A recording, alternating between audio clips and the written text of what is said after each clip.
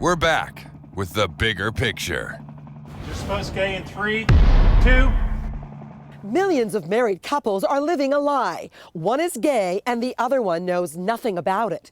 So why do they get married in the first place? And what happens when they finally come out? Tonight, 16 by 9 brings you some truly candid conversations.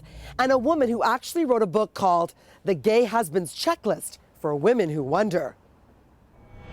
Going to the chapel and we're gonna get married.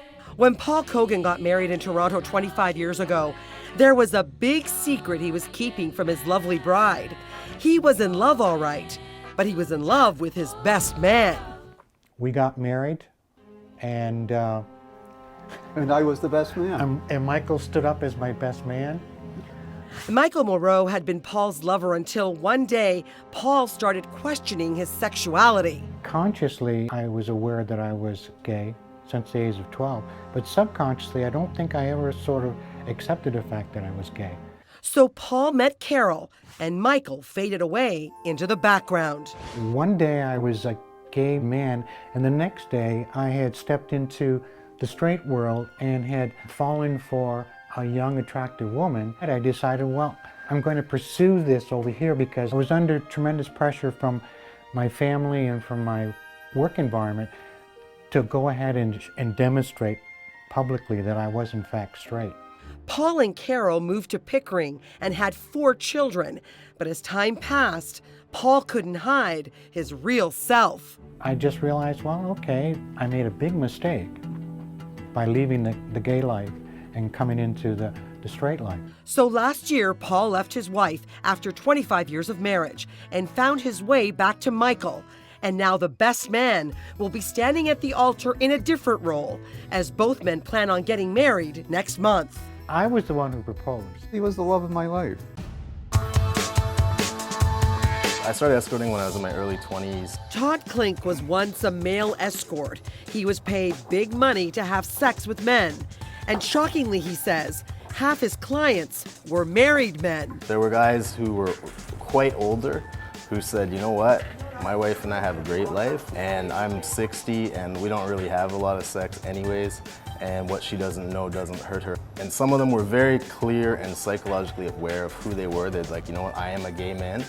I just didn't figure it out. Todd says there were times he would get angry at these married men who led double lives. There were times when a client would ask for something unsafe, and that would turn me, I would just give them like I would just not be impressed. I mean, I would just give them a lecture about life. Todd is now part owner of a club called Good Handy in Toronto, but he remembers his life being part escort and part therapist. Did you ever feel sorry for these men? I feel sorry for somebody who is in a relationship that involves a lot of lying or any lying.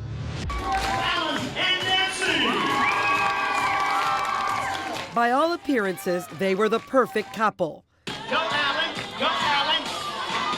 Now it's obvious that's why Nancy married him, right? Nancy Davis and her husband Alan were the envy of all their friends. They lived a wonderful life, and with their 2 beautiful children, these college sweethearts seemed so much in love. He was my first true love.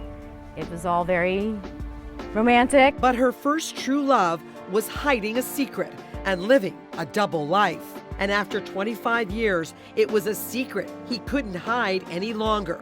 He just broke down in tears and said, Nancy, I just have to just tell you this.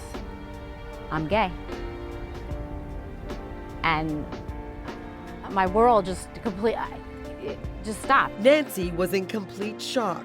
She says her husband admitted having sex with other men while they were married. And that made me very angry, because that means that not only had he lied, but he was messing around with my health.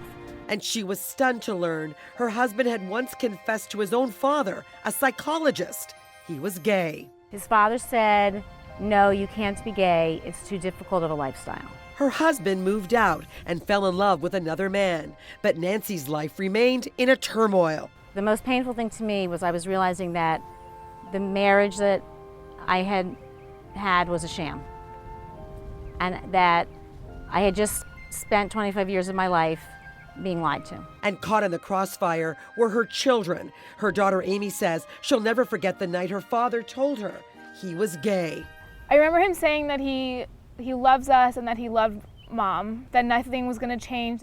Amy says something big did change. Her father's coming out affected her relationship with other men. A girl's father is supposed to be somebody that she can always compare the men in her life to. Is he treating me the way that my father treats my mother? And do I feel the same way about him that my mother feels about my father? And I just can't do that. But it's not just married gay men. There are plenty of married women who also lead double lives. I didn't want to be gay. Being straight is much easier. Nora Logan had been married to her husband for 22 years. They had 3 daughters and lived a traditional life in Mississauga. But she says at 42 years of age, she couldn't deny who she was any longer. And I went to a gym and I was working out, and I just fell madly in love with the gym teacher. I mean, I'm talking about nonstop, where I was thinking of this woman 24/7. And I thought, this is nuts, you know, and it wasn't just thinking that I liked it, it became sexual. I was actually getting sexual fantasies about this woman. She said she shared her feelings with her husband and even went to a therapist about it. This feeling wouldn't go away. It was getting stronger and stronger and stronger, and I had to be with a woman. Nora says she finally had to face the truth for herself and her husband. Eventually, I told my husband I was gay and I couldn't do it anymore.